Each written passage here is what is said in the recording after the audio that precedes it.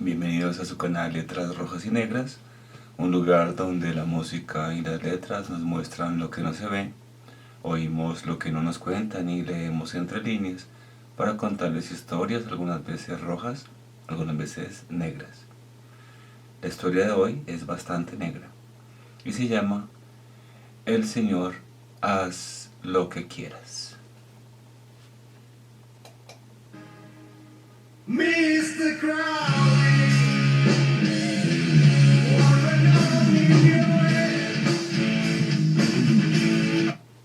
Sí, Mr. Crowley o Aleister Crowley, aunque su verdadero nombre es Edward Alexander Crowley.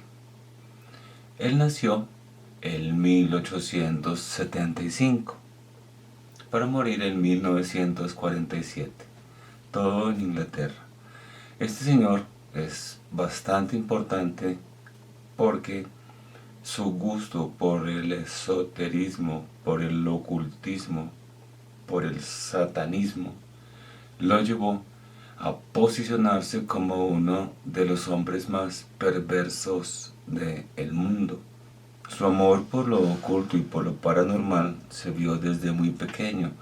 Tan es así que su mamá le decía de sobrenombre la bestia 666.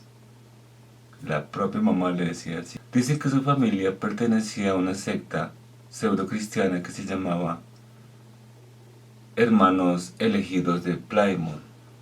Su padre era un radical servidor de ese culto. Y podemos ver que con base en esos parámetros se puede ver la aversión que se puede tener el Aleister Crowley con relación a lo que tiene que ver con la religión. Desde muy pequeño sobresalió en lo que eran las artes oscuras, en la magia. Tan es así que dicen que la policía inglesa le pidió el favor que por medio de su talento, que por medio de la magia, les ayudara a localizar a Jack el Destripador. Su constante sed de conocimiento lo llevó a vincularse con una orden hermética que se llamaba la Golden Dawn. Esta clase de sociedades hacen referencia a un grupo de personas que buscan un fin determinado pero no creen en Dios. Por lo general no creen en Dios y eso los lleva a hacer cualquier cosa para satisfacer sus necesidades o sus deseos. Él, no contento con ser un súbdito en la Golden Dawn, decide salirse. Tenía el talento para formar su propia secta que se llama Astrum Argentum. En esa secta se hizo muy famoso y más poderoso aún. Dicen que viajó a Egipto. Y ese viaje a Egipto con su esposa hizo que ella tuviera una visión y le dijera que lo estaban esperando.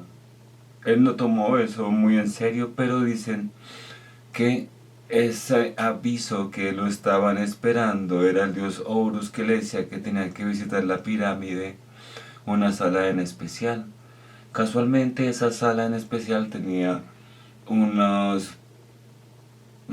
pergamino, y ese pergamino estaba numerado con el número, la pieza del museo era la 666. Al seguir ese conjuro pudieron escalar a una deidad que se llamaba Aiwass, y esa deidad decía que le dictó el libro de la ley. Este libro dice que fue dictado por una deidad en la pirámide. Este libro se resume en dos tratados. El primero es Haz lo que quieras y el otro es El amor pero con consentimiento. No a la fuerza, no obligado. El amor, todo lo que tenga que ver con amor, pero concienzudo. Para que se hagan una idea de qué clase de persona era Aleister Crowley, los periódicos de la época, según este libro, Confesiones de Aleister Crowley, dice que los periódicos de la época lo llamaron a Crowley, entre otras cosas, como el hombre más perverso del mundo, el rey de la depravación, el hombre que nos gustaría ahorcar, el caníbal, la bestia humana. Incluso el máximo representante de la justicia británica, el ministro, dijo: Aleister Crowley es el personaje más inmundo del mundo y uno de los 100 británicos más importantes del siglo XX según la BBC de Londres. Hasta ese punto llegó la importancia de este señor Aleister Crowley. Dicen que leyó este libro, La Cábala Desvelada. Él mismo se denomina la bestia, el 666. El 666 es un número solar, que según este libro es el número de Jesucristo. Y dicen que las centenas equivalen a la manifestación de una energía divina en el plano terrenal. Por tanto, el 666 sería la manifestación de Cristo en la tierra. Eso es lo que dice este libro para Crowley.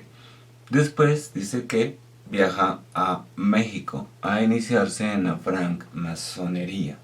Los masones, como les comentaba, son un grupo de personas que tienen fines no tan sanos para la mayoría de las personas, solo para un grupo determinado. Y se caracterizan por no tener a Dios como estandarte, sino otras deidades. Eso es más o menos lo que significan los masones.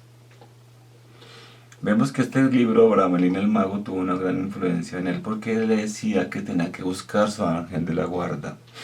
Y en esa búsqueda del ángel de la guarda relacionó con la visión de su esposa y le decía que la aguas, esa manifestación de ese ser que iba a ser, era su ángel de la guarda, con el cual él habló y que le dictó todo eso.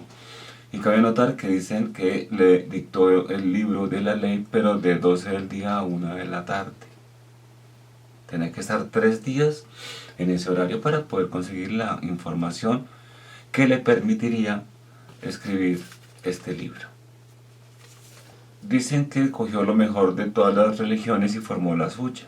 Por eso ahí se notan muchas cosas de China, como el Chin, se ven muchas cosas del tantrismo de la India, se ven cosas como de cristianismo, como el seguir una deidad. En fin, mezcló absolutamente todas las cosas y sacó su propia teoría. Hizo una religión. Según Crowley, la historia comenzó el 16 de marzo de 1904, cuando durante un ritual su esposa Rose entró en un trance ligero y repetidamente dijo: ellos te están esperando. Dado que Rose no tenía razón o ningún interés en la magia o misticismo, él no le presentó mucha importancia. Sin embargo, el 18 del mismo mes invocaron a Thoth, el dios de la sabiduría. Ella mencionó a Horus por su nombre y como uno de los que la estaba esperando. Crowley, a un escéptico, le hizo numerosas preguntas sobre Horus, las cuales contestó acertadamente y no tenía ningún estudio previo de la materia.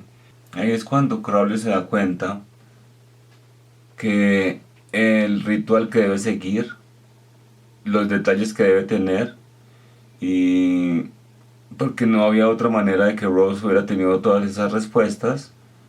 Y lo interesante es, como les decía ahora, la estela de la revelación era la pieza que estaba expuesta con el número 666. Y esa pieza fue la que le ayudó a Aleister Crowley a manifestar toda su religión. Digo religión porque eso fue lo que hizo exactamente con Telema, que ahora les contaré.